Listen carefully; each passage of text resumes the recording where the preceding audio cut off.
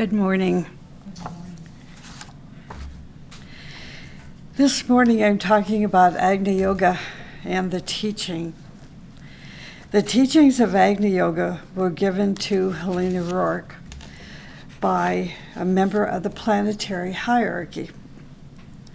As you read the books from the Agni Yoga series, you're going to learn about the level of a master's mind, Master Morya, who had a universal mind, who has a universal mind. So in today's talk, I'm going to be talking about three themes that we read in the Agni Yoga teachings. I'll be talking about the disciple, the earthly teacher, and the words of Master M.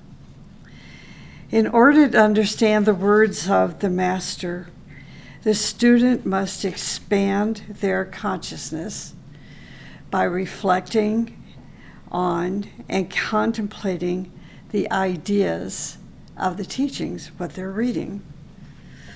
Contemplation.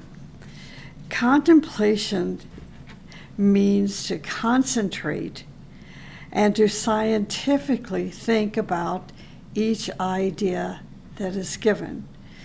This is why when you pick up the books of Agni Yoga and you wonder if they're over 100 years old now, why are there only so few of these books, 13, 14 of these books?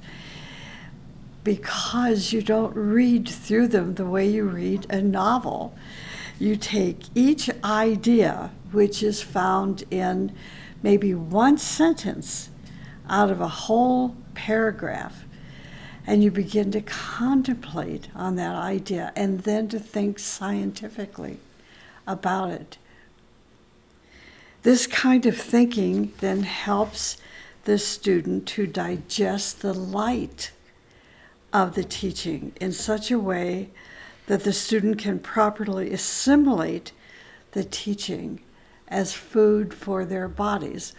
So when you are reading just one word from the teaching, think that this one word was given by Master Morya, who has a universal mind. You might say, well, what is a universal mind? Well, read the words of Master M, and you will learn what it means to have a universal mind. So the student, no matter their level of consciousness, must meditate and think about MM's great ideas in order to really digest them. So you may boast, and I hear people, I know at least a dozen people that have told me they have read all of the books of the Agni Yoga series. And then they put them down and they went on to something else. I cannot even imagine being able to sit down and just in a day's time read through one of those books. You can't if you are thinking, contemplating, and scientifically trying to understand the idea behind these words of Master M, who has a universal mind. You cannot climb the mountain without letting go of the many earthly burdens which hinder the advancement of your soul. As your soul unfolds and its light increases, you will gradually begin to realize that you cannot wear your old garments to the mountaintop. You must leave these old garments behind one by one because they are no longer needed. As the student's light increases and their soul advances through conscious striving, they find that they are becoming a mountain themselves. So we can see just by these few words out of these 3 or 4 paragraphs that being a student of Agni Yoga is to be a student of action. You're not, in other words, finding a way to go to the Himalayan mountains and a cave in the mountains and sit there. That's not the kind of action, not in today's world, not according to Master M, that we must work on ourselves physically, emotionally, mentally, and leave these old garments behind at some point so that we can become a mountain. We can truly become symbolically a mountain. The inner esoteric meaning of a mountain relates it to being close to infinity. Mountains are signs of initiation. One who climbs mountains of striving and self-denial is the one who is on the path of initiation. So let me share a note that was written by George, about George, the youngest son of the Rorks, and it was written by his older brother, Svetoslav. Svetoslav said about his brother, "George is the archetype of a truly inspired scientist and thinker, a man evincing supreme spiritual harmony. He recognized that the highest achievement of man is individual self-perfection. Only by constantly working on himself and developing the qualities inherent in a person striving for a more perfect life could he comprehensively enrich his chosen path and raise above the level of everyday life."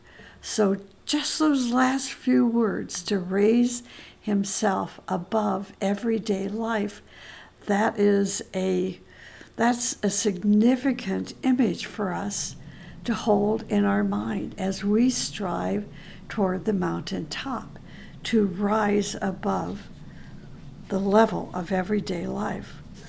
So this is a living example of an Agni yogi. Helena Rourke wrote to one of her students saying, "First of all, the teaching requires independence of action for the disciple. The teaching gives direction, generously giving the precious hints, but the disciple must themselves, with their own hands and feet, build their path. Therefore, do not expect ready-made formula. From small hints, build the great structure." Unquote. Once a student has constructed the bridge of beauty, also known as the radiant bridge, and thus building continuity of consciousness, they are able to think through the light of the intuitional plane and perceive the precious hints given to them by the masters. Though in most cases, the masters are not going to tell them where and when and what to do or even where to go. They just give hints. For example, if the disciple of today is in contact with the master will impress them with hints.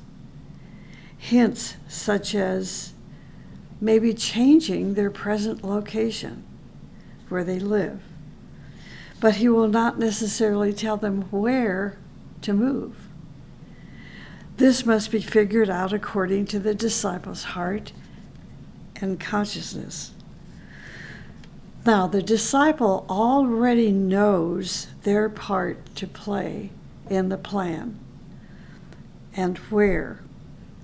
So it is then their responsibility to know how to manifest their particular life's work and develop the needed skills and talents and abilities to present it in an appropriate form. This is what it means when the master says, with thy own hands and feet, build your path. Each disciple must make their own effort and manifest their dreams and vision with their own hands and feet. The teaching gives the direction, but it is up to the disciple to carve the path. So here's another example. The disciple feels a strong compulsion to create a study group. They must decide how to create the group, to consider the right time, the right location, and so forth. They must also be prepared to facilitate or to teach the study group. If they have the desire but not yet the readiness, they must then go about finding what qualities are they missing, what skills are needed, and so forth to prepare themselves. See, it takes work, it takes dedication, it takes a sensitivity to the need, and then the humility to recognize if you have the skill set, let's say, to meet that need. And this is what I sadly find more frequent than not, what is lacking. It's like that the person has the desire to create this or to create that, to create some kind of a gathering, to enjoy being together with one another and to share ideas with one another. But then things fall apart. They dissipate. You have a meeting, maybe 2 meetings, and then the 3rd and 4th and 5th meeting never transpires because nobody shows up. So when I'm trying how to explain it, we all have a purpose in life, and that purpose is called Dharma. Within our Dharma, we find our purpose in life. A desire to bring people together may not be your Dharma. Your Dharma may be to support that person who is creating the study group. And that study group may grow into a complete and whole organization. So not everyone is in a position because of their life purpose, because of their Dharma, to launch something that they hope will grow into an organization or a movement. So that's why that person with the desire eventually becomes defeated, experiences self-defeat, because they had the desire, but they didn't have the readiness, and it was not part of their Dharma to engage in.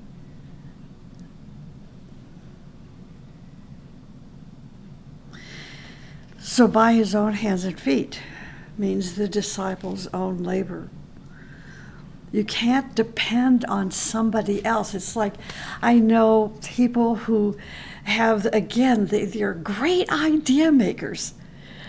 And they will create the idea and then give the idea to maybe their good friends and say, help me now, do this.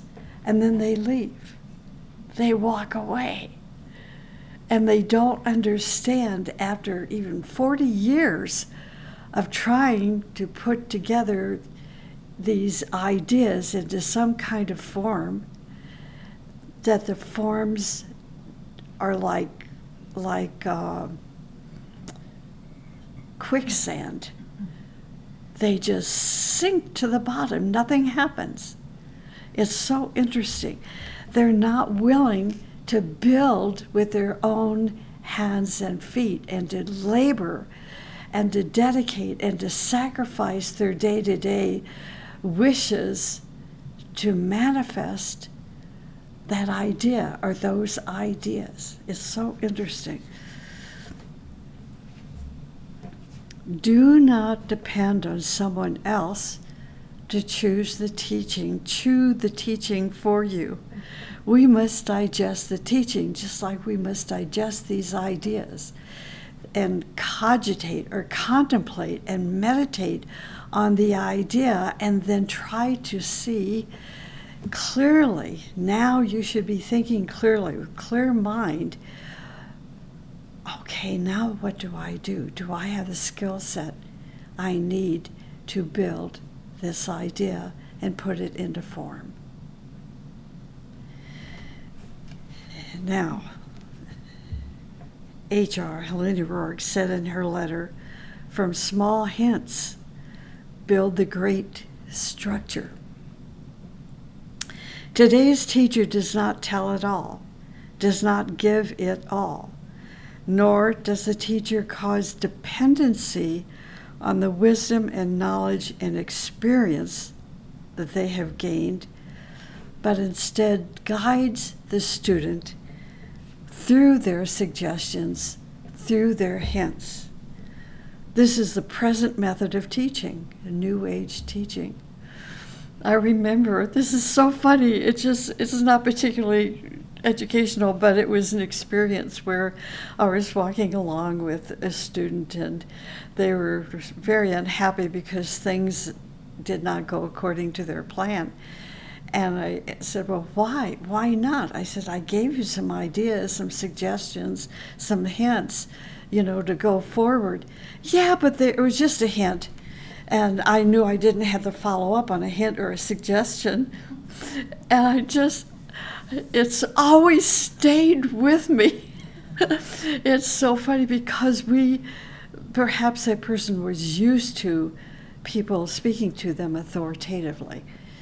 See, but that's not the way the teacher, that's not the way the master gives us anything these days. It's only through an idea, only through a hint, sometimes an outline, sometimes an image, and then the rest is up to us to interpret, translate, and put it into form. The Piscean Age teaching was to bind the student to the guru in order to build the student's devotional consciousness, their sense of identity, and resulting self-confidence. Little s, self-confidence. The Aquarian Age energy is to help the student to build group consciousness. To build group consciousness requires the student to be in conscious contact with their higher self. The student must go through their own efforts, engage in their own efforts and strivings, and so forth. They can't depend on the teacher to do it for them. The role of the teacher is to help the student break through their crystallizations, break through their habits, their glamours and illusions, in order to release them to the light of the higher mind, and eventually to their master. In the book New Era Community, paragraph 129, it says, "Therefore, ring the bell only at the right time. Thus you will avoid coercion." is telling us, ring the bell only at the right time, is saying we cannot force the teaching on anyone. If we try to force the teaching, we will prematurely open a person's nature in such a way that they will crack. They will lose their mental and emotional balance. And we see this happen. An overzealous student will, in their excitement, try to force the teaching upon their family members, upon their friends who are not yet ready for this fiery energy. The teacher will first create the right conditions, and then the student will grow. For example, you would not try to force atomic physics upon your 7-year-old child, wishing him to be a scientist when he grows up. You wouldn't start him with the most complex, but create the right conditions in that child's life to discover if the child has an interest in physics. In this way, you're giving your child an opportunity to prepare for learning advanced sciences if that is part of his or her dharma. We learned over the years, watching many people come and go in the teachings, that people will have resistance and perhaps even negative reactions to whatever they don't understand. So you must start at the beginning, ring the bell at the right time. It takes time to prepare the right conditions for something to grow. So it is important to take time first to try to assimilate the teaching, and then you will see that you are growing. So it is important never to force people to study the teaching, but rather radiate the teaching to others through your own example of life. We are also told the teaching must not be sold in the bazaars. The teaching is only for those who search for it. It is for those who are purifying their natures and striving toward the cosmos.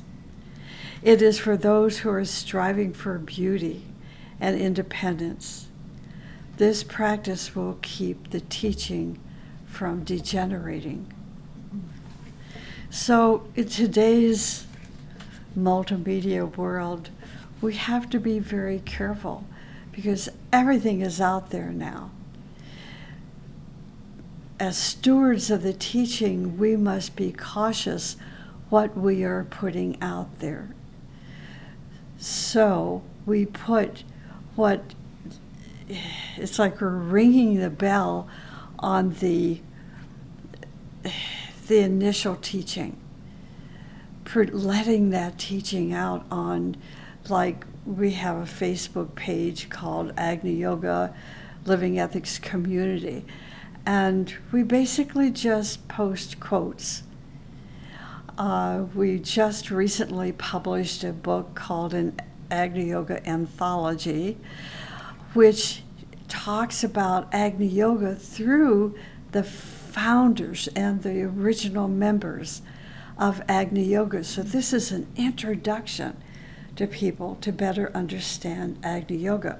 We've published an Agni Yoga companion, which gives various paragraphs about certain themes of the teaching. So we're introducing themes of Agni Yoga in such a way and helping people learn about the founders of Agni Yoga in such a way that they're going to say, I want to learn more about Agni Yoga. I want to read the pages of the books of Agni Yoga and to become an Agni Yoga practitioner. So we have to be discriminatory about what we put out there in the bazaar.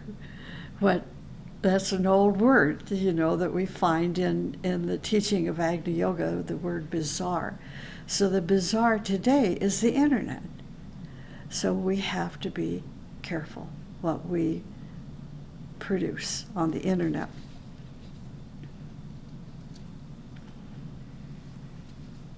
If you present the teaching to people who are not ready for it, they will change it to suit their own personality, weaknesses, or interests. And we see this happening today. We see it happening in Agni Yoga, where my focus is. And so we use this discriminatory process when some people ask to subscribe to that Facebook page, we will deny their application. The way Facebook is now, all the rules are changing and they'll let almost anybody in, but we can still deny posting. And there's this one person, he just tries all the time to get his belief in the teachings posted through YouTube videos. And it's all about himself. And it's old age. What he knows about Agni Yoga is so superficial, but superficially wrong. See, so we still have to be stewards at that door the best we can, to prevent people from changing the teaching to suit their personality. So I said earlier, one who climbs the mountain of striving and self-denial is the one who is on the path of initiation. One day, a young man wanted to become a monk and renounce the world. He went to the door of the monastery and said that he wanted to become a monk. The doorkeeper asked him, "Did you cut your ties with the world?" And the boy said, "Yes." But another teacher who was standing by the doorkeeper asked, "Well, what is that string around your neck?" "Oh, it's nothing." The teacher came and pulled the string, and he found at the other end a bag containing a lot of money. He said to the boy, "Unless you renounce this bag of money, also you cannot come to the monastery." The boy immediately threw the bag into the lake. The time comes in the life of every disciple when they have a major shock. They face a drastic decision. Do they pass, or do they go back for another 10,000 years in their evolution? Does this love for the teaching motivate them? Or do their attachments to money, sexual practices, or separative interests control them? This is the turning point in every disciple's life. The teacher can give the student hints and signs and suggestions, but will then necessarily step back and observe the student's decision and actions. The earth plane teacher will be subjectively warned by the student's shock. That earthly teacher will be subjectively warned. In other words, given an alert about the shock that student is going to go through. Before the teacher can present the disciple to the student's master or to the leading light of a higher ashram, the student must make the decision. The result of their decision will mean that they will either pass or they'll lose 10,000 years.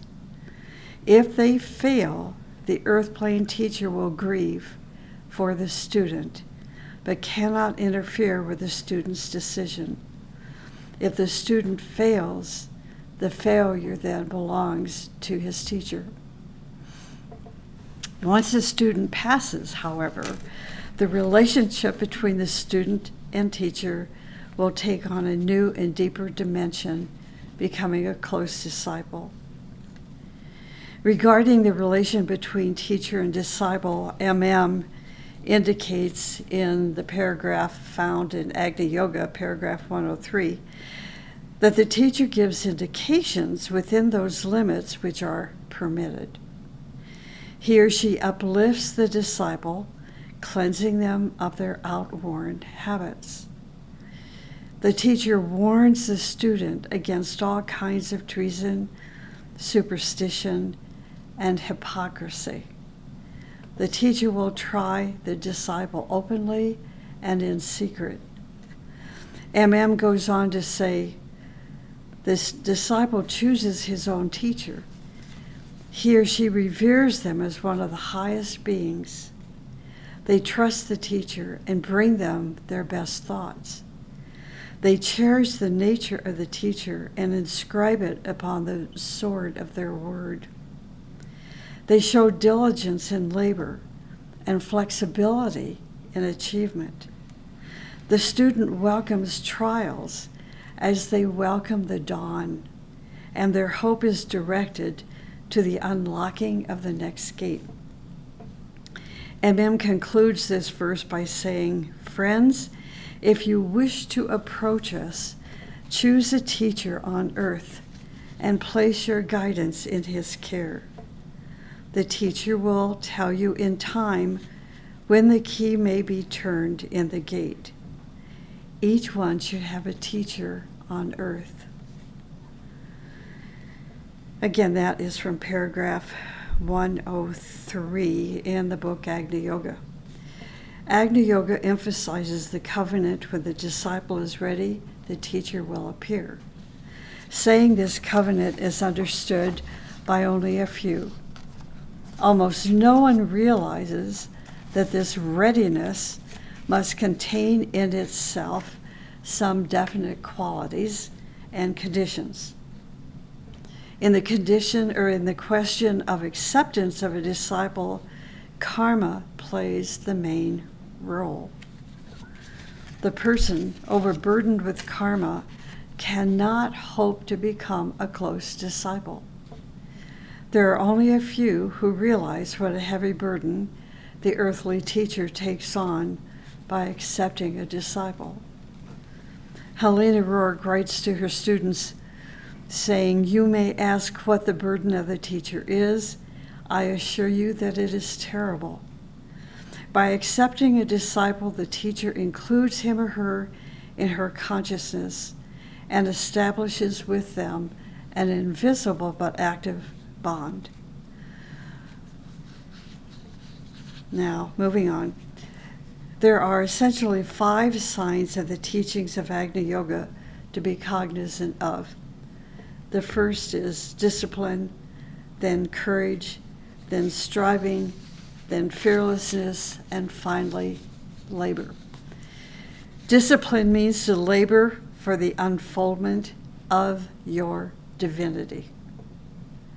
To discipline yourself means to prepare yourself to pass the tests of probation, the physical, emotional, and mental tests that will prepare you to become a close disciple. As you discipline yourself, you are developing spiritual maturity. Courage means to stand against the obstacles and find ways and means to annihilate them. Striving is a steady expansion of beingness, which leads to identification with the higher self. It is an effort to make breakthroughs throughout our life. We must try to break out of all the limitations which bar us from the next level of the spiral of life. We cannot give up. Fearlessness. There are 3 degrees of fearlessness. The first degree is where you identify with spirit and not with matter. An Agni Yogi is a person of total fearlessness because Agni Yoga is the yoga of life. The second degree of fearlessness is the ability to penetrate into the mysteries of cosmos without any fear of the darkness, the unknown, or the mysterious.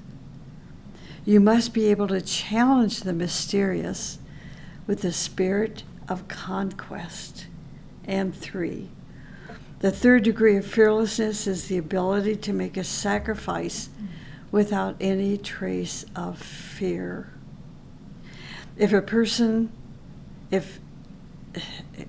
Ask a person to donate some money for a great cause and watch the fear. Fearlessness develops in a person when he or she gives a matter sacrificially and then engages in sacrificial service. My experience has been, it's so interesting, the person who has little will give a lot, and the person who has a lot will give little in comparison to what they have. There's always exceptions, but that's generally what I've observed. And labor.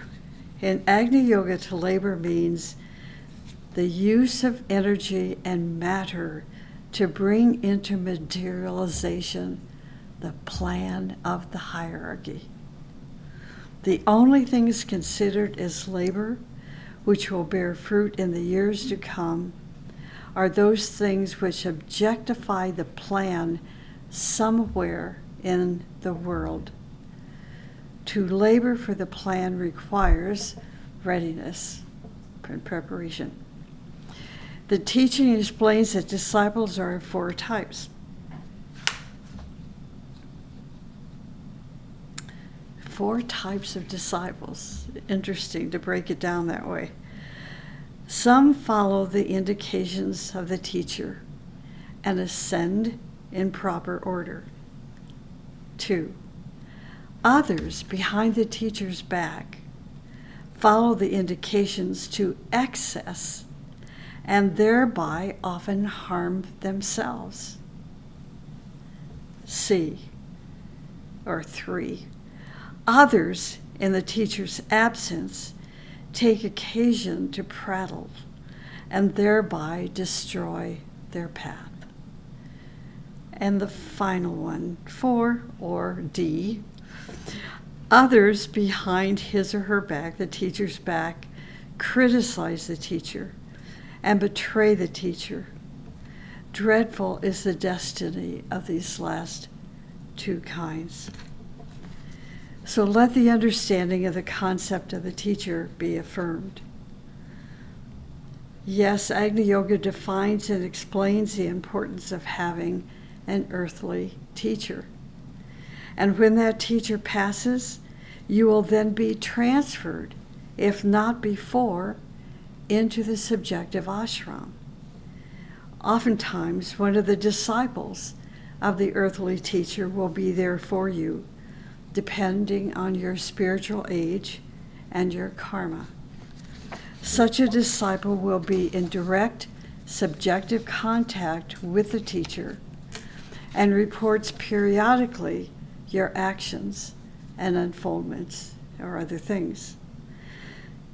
There are steps that you go through as you acquire the knowledge of the teaching, and they are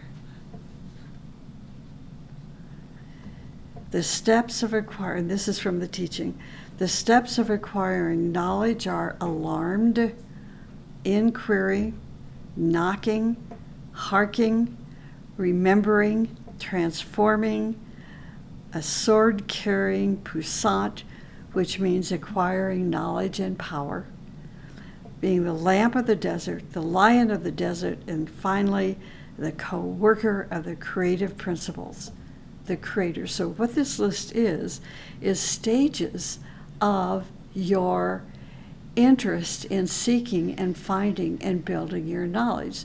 So you start by being alarmed. That's the first stage.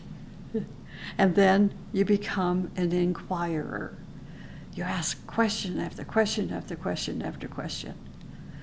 Then you begin to knock. Some of those questions were answered. Now you're knocking on the various doors. Now you're listening, hearkening. Now you're listening. Now you're really paying attention. And now, because you're paying attention, you're remembering. See, these are different stages. And now you're transforming. your lower nature, your personality, finally ripping away, the superfluous coverings, giving freedom to the soul.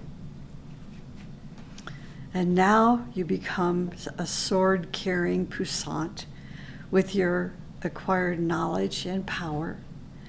And then you move into becoming a lamp of the desert, and from there you become a lion of the desert, and then a co-worker of the creative principle.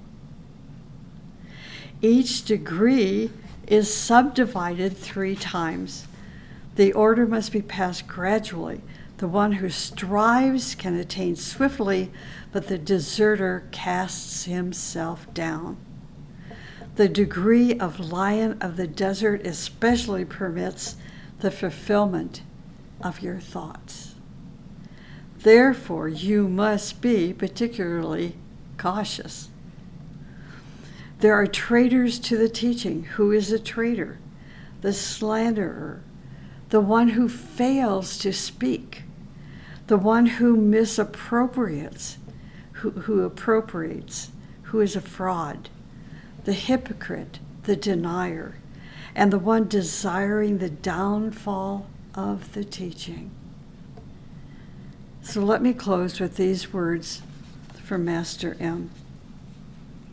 The first is from paragraph 109 in the book Agni Yoga. He says, the heart knows its friends. Therefore, carefully examine your friends, lest you admit into your heart a casual passerby. The teacher is your closest friend. Do not add to his burden. The next paragraph is the very next paragraph, paragraph 110. Joy is easily attained if at each moment you feel devotion to us, to the masters. Satisfaction is reached within reach of those disciples who value the clouds, realizing that without clouds the sun would scorch. The teacher can act where his hand is not tied. So that gives you a little bit of insight about Agni Yoga this morning.